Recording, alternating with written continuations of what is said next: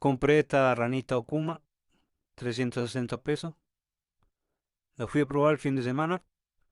Para mi gusto anda bien. No la pude probar del todo porque nos invitaron a retirar. Tuvo unos piques ahí, creo que la manqué yo. Justo cuando tengo el pique me pegan el grito que nos habían invitado a retirar. Teníamos permiso, pero parece Oh, que el que nos había dado bueno, permiso no era dueño del campo, era encargado de las chacras.